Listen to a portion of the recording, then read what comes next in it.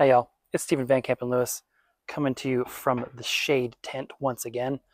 And today I'm going to talk about the fall Catasetum care that I'm doing right now and showing you some of the signs of dormancy, a bunch more bloom spikes, some flowers, an experiment with a blooming spike on my Fong Sing, and then just generally what I'm doing with watering and fertilizing. Today is October 10th. And for most of you, it's probably well into fall, but for me, it's still 93 degrees here with no relief in sight from the heat. So we're just having an extended summer, which is okay since our summer was kind of cool and rainy. But still, with the heat doesn't mean that I'm continuing the growing season. It actually means that I'm still backing off on the water and fertilizer. And the heat plus the lack of water really does help the catasetums sort of think about dormancy. And once we get that first big cold snap, which the long range forecast says will be around October 20th, the combination of heat, sort of less water, no fertilizer, and then a cool snap will typically cause a lot of those leaves, not these ones, but these ones, to fall off. And then that'll really kick into dormancy. And so the key is that dormancy is not just simply cutting off water. There's a whole metabolism or a metabolic process within the plant that needs to change in order for them to go dormant. So it's not just like flipping a switch. It's more like, the light is slowly going off. And when it's off, that means they're dormant.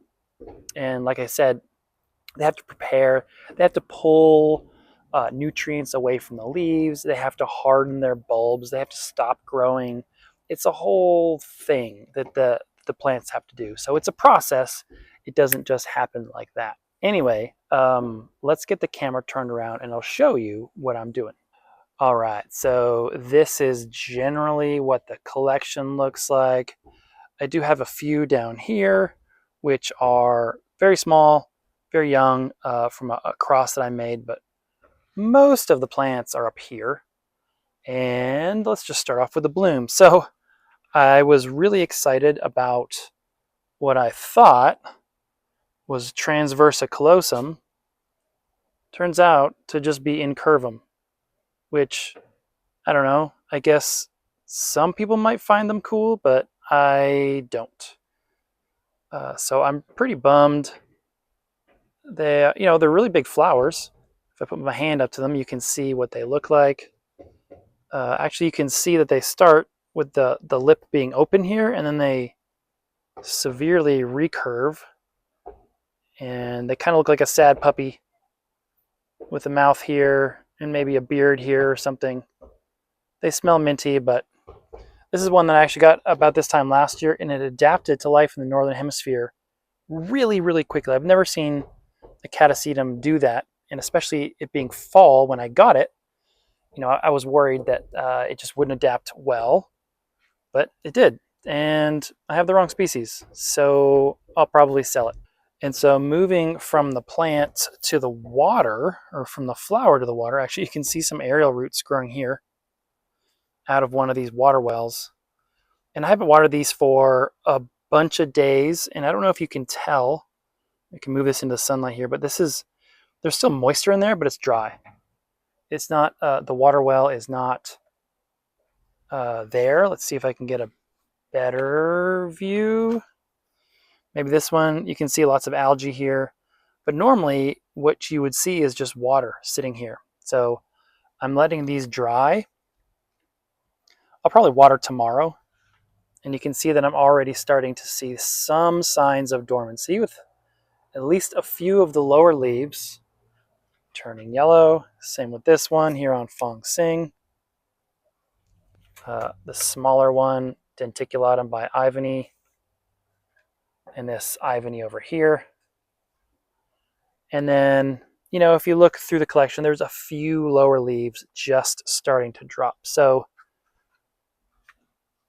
they are they are sort of thinking about dormancy, not quite as much as I'd like, but by the end of this month, certainly, I'm hoping to have almost all of the lower leaves for these plants falling off, and the plants are starting to think about going to sleep. That way, when I pull them inside in early to mid-November, they will be mostly asleep, and then I can hang them and then water them a handful of times in November and maybe a little bit in early December, and then that's it. No fertilizing right now at all. I guess if there's a little bit of the Jim's Purely Organic in some of these little baskets here, that might be adding a little bit of nutrients, but that's it. So let's check out the experiment. Is right here. So I have grown this Fong Sing for a while, and they keep giving me female flowers. Vicky in Florida said, hey, why don't you put some tinfoil on, and that'll throw male flowers. And I've done that before, but it was like 15 or gosh, maybe even 20 years ago. And I think it worked, but it was a small plant. And I haven't tried it with this large plant. So you can see that how white this is. It's because there's just no light reaching it at all, whereas down on the stem, it's very green.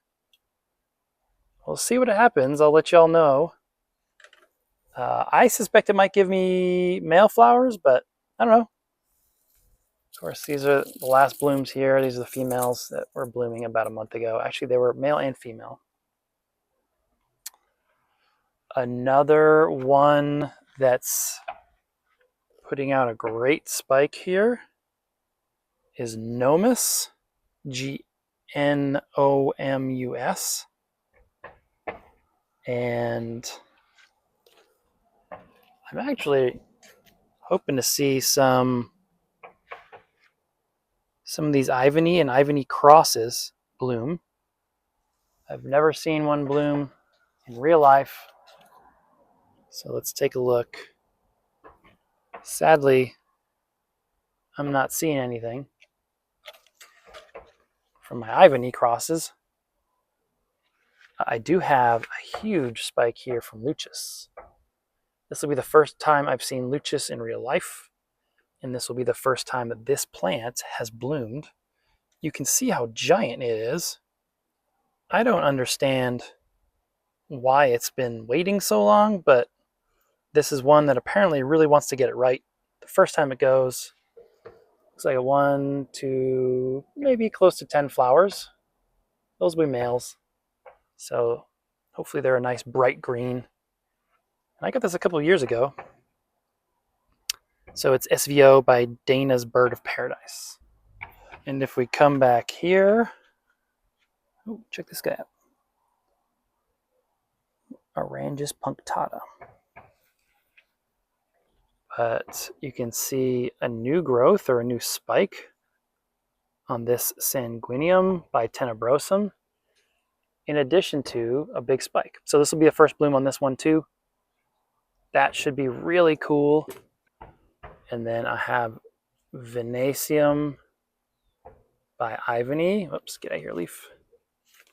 Spiking right there.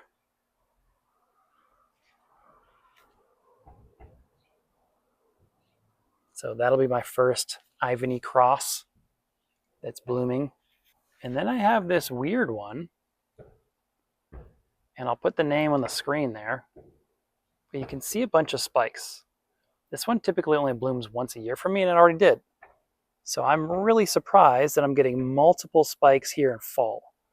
And this is actually one that I'll probably sell. It's cool, but I don't know. I'm space constrained, so I'll probably get it out. But this is what the flowers look like. Very bizarre. Kind of a cool frilled lip, just odd looking. And that's it. So long story long, I am not fertilizing. I haven't been fertilizing for some weeks now. And I'm really backing off on the water, letting them dry or letting the water wells go dry between waterings. And here in the next week or two, I'll probably just let them dry completely once or twice this month and kind of freak them out, get them thinking about dormancy, and then they'll start to go to sleep, I guess, ideally. That's the plan. But I hope you're having a great weekend, and I'll have lots of bloom picks for you in the coming weeks. See ya.